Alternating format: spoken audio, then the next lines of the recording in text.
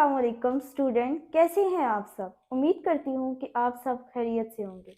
आज का हमारा टॉपिक है सेल मेम्ब्रेन। सेल मेम्ब्रेन को प्लाज्मा मेम्ब्रेन भी कहते हैं। Cell membrane encloses prokaryotic cell and eukaryotic cell. Plasma membrane prokaryotic cell और यूकैरियोटिक सेल को चारों तरफ से कवर किया हुआ है। प्लाज्मा मेम्ब्रेन थिन होती है, फ्लेक्सिबल होती है, डायनामिक्स होती है और सिलेक्टिवली परमिएबल्स होती है। सिलेक्टिवली परमिएबल्स का क्या मतलब है?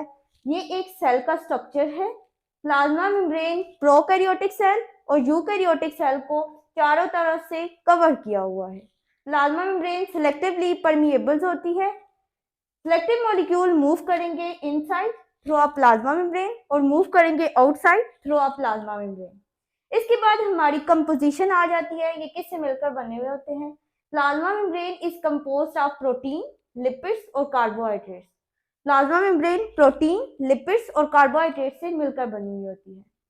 प्रोटीन 60 to 80% प्रोटीन पाई जाती है, लिपिड 20 to 40% पाई जाती है, कार्बोहाइड्रेट 1 to 8% पाई जाती है। इसके बाद हमारे पास आ जाता है इसका structure of plasma membrane. Plasma membrane 3 layer से मिलकर बनी हुई होती है, आउटर लेयर, मिडल लेयर और inner layer. Outer layer 20 angstrom thick होती है और प्रोटीन से मिलकर बनी हुई होती है। मिडल लेयर 35 एंगस्ट्रॉन थिक होती है, वो भी प्रोटीन और लिपिड से मिलकर बनी हुई होती है। प्रेजेंस होती है इनर और आउटर लेयर के दरमियान प्रेजेंस होती है। इसके बाद हमारे पास आ जाती है inner layer. Inner layer 20 angstrom thick होती है और प्रोटीन से मिलकर बनी हुई होती है। Singer and Nicolson fluid mosaic model. Singer and Nicolson ने प्लाज्मा मेम्ब्रेन के स्ट्रक्चर्स को फ्लूइड मोज़ेक मॉडल के जरिए एक्सप्लेन किया। उसे Singer and Nicolson fluid mosaic model कहते हैं। इस मॉडल के अकॉर्डिंग था कि प्लाज्मा मेम्ब्रेन लिपिड्स मॉलिक्यूल से मिलकर बनी हुई होती है और उसमें प्रोटीन मॉलिक्यूल एम्बेडेड होते हैं। जो प्रोटीन मॉलिक्यूल एम्बेडेड होते हैं वो 2 टाइप्स के होते हैं, पेरिफेरल प्रोटीन और integral protein. Singer and Nicolson ने फ्लूइड मोज़ेक मॉडल को एक्सप्लेन किया कि फॉस्फोलिपिड्स बाइलेयर होते हैं और उनमें प्रोटीन मॉलिक्यूल एम्बेडेड होते हैं। ये पेरिफेरल प्रोटीन से, ये इंटीग्रल प्रोटीन से।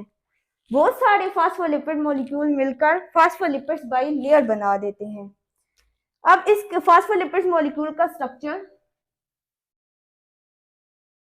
ये हाइड्रोफिलिक है, हाइड्रोफिलिक हेड। हाइड्रोफिलिक हेड का मतलब है कि ये वाटर लविंग होते हैं। हाइड्रोफोबिक हेड, इसका मतलब है कि ये वाटर रिपेलेंट्स होते हैं। इसके बाद जो प्रोटीन मॉलिक्यूल एम्बेडेड होती है वो 2 तरह की होती है, extrinsic protein, intrinsic protein. Extrinsic protein मतलब बाहर की तरह। इस टाइप की जो प्रोटीन्स होती है वो लूजली अरेंज होती है दोनों सरफेस पर और उसको इजीली सेपरेट किया जा सकता है। जैसे कि इस डायग्राम में ये पेरिफेरल प्रोटीन है, ये लूजली अरेंज होती है, ये बाहर की तरफ होती है और लूजली अरेंज होती हैं और इनको इजीली सेपरेट किया जा सकता है। इसके बाद इंट्रिंसिक प्रोटीन्स आ जाती हैं। इंट्रिंसिक प्रोटीन मतलब अंदर। इस टाइप की जो प्रोटीन्स होती है वो लिपिड्स मॉलिक्यूल में एम्बेडेड होती है। इसके बाद हमारे पास फंक्शन आ जाता है, it is selectively permeables, it regulate the transportation of ion and molecule entering and coming out of the cell. Molecule और आयन की ट्रांसपोर्टेशन रेगुलेट करती है और इसका मतलब है वो सिलेक्टिवली परमिएबल्स होते हैं। सिलेक्टिव मॉलिक्यूल मूव करेंगे इनसाइड प्लाज्मा मेम्ब्रेन और मूव करेंगे outside through a plasma membrane. Okay student, ये था आज का हमारा टॉपिक। उम्मीद करती हूँ कि आपको समझ आ गया होगा।